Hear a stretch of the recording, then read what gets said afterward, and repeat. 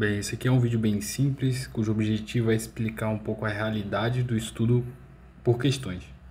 Então, ao longo da minha pesquisa para estudo, eu me deparei com vários vídeos falando sobre o sucesso relativo às questões, sobre quão efetivo é você estudar por questões, mas eu não encontrei nada de alguém que estivesse fazendo uso desse método naquele momento, né? Então, a intenção desse vídeo é mostrar como essa realidade pode ser frustrante se você não abordar da forma correta, com as expectativas corretas.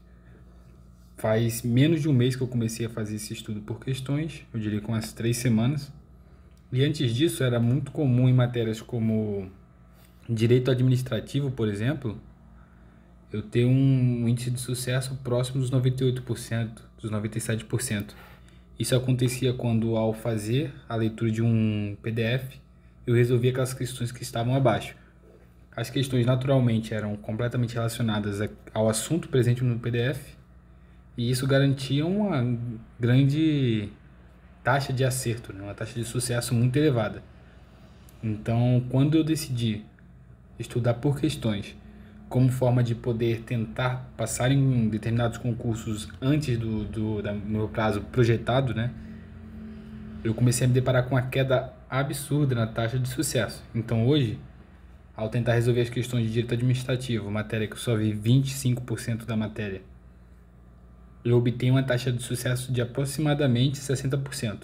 Então essas questões aqui consideram apenas as questões iniciadas nesse momento do meu estudo, né? Quando eu comecei a estudar por questões. E o concurseiro, né? O estudante que começa essa parte de questões com expectativas muito elevadas, ele pode se assustar, porque isso aqui pode ser interpretado como uma mensagem negativa, do tipo, você não é capaz, etc. Mas não, se você parar para pensar, não é uma taxa tão ruim, considerando que eu sei 25% da matéria estudada, né? E todo o resto estou resolvendo com base em questão. De início, alguns dados estatísticos são até assustadores. Por exemplo, nessa matéria que é contabilidade de instituições financeiras, resolvi um total de 26 questões e errei 20. Isso aqui é bem frustrante, se você parar para pensar, né? Quando você imagina que esse tipo de matéria cai em um concurso em que errar 2, 3 questões já é um crime, quando você vê essa taxa de erros de quase 80%, você pode ficar frustrado. Porém, o objetivo aqui é ter um pouco de frieza na análise desses dados. Então, fica aqui uma dica. Para quem está estudando por questões, aconselho que faça um controle estatístico bem eficiente, tanto para poder identificar onde estão ocorrendo os obstáculos, né, quais são os pontos fracos no seu estudo, como também para ver a evolução. Porque, por exemplo, essa matéria aqui, há pouco tempo atrás ela estava com 70% e foi evoluindo. Então significa que algumas questões que eu já me deparei, que eu já entendi como fazer, numa segunda passagem eu acertei. O mesmo aconteceu com outras matérias específicas, por exemplo, essa aqui de finanças. Há não muito tempo atrás ela estava com 33% de acerto. Claro que isso aqui vai oscilar, então à medida que eu vou fazendo questões, vai ter um dia muito bom, que vai ser aquele dia de ouro, né? E vai ter o dia muito complicado, no qual eu vou errar todas as questões, no qual o ordenador aleatório das minhas questões de português vão colocar todas da FGV, e aí eu vou ter um 15/0. Isso aí é normal, isso acontece.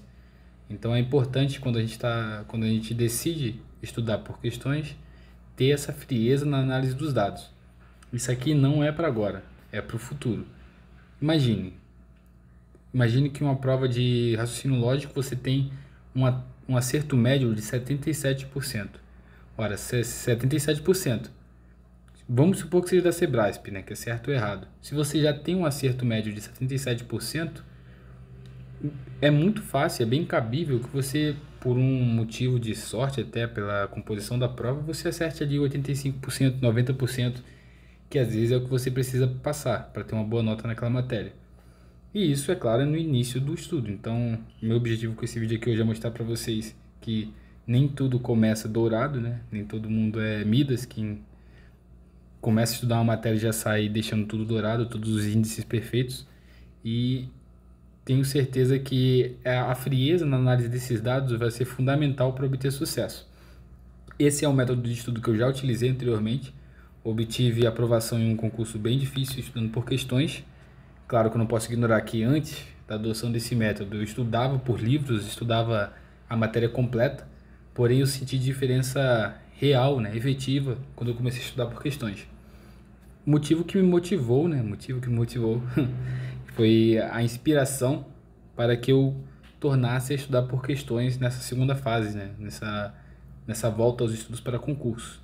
Então, é um método que eu aconselho, ainda não há um resultado sólido para que eu baseie em dados, né? Além da minha primeira aprovação, que foi, assim, muitos diriam impossível, porque era uma prova que ninguém fazia assim em cursinho, era um concurso militar, então era bastante concorrido, e eu obtive a aprovação mesmo sem fazer o cursinho, apenas estudando por questões, pegando a questão da prova e fazendo engenharia reversa e decorando a forma como a questão é resolvida.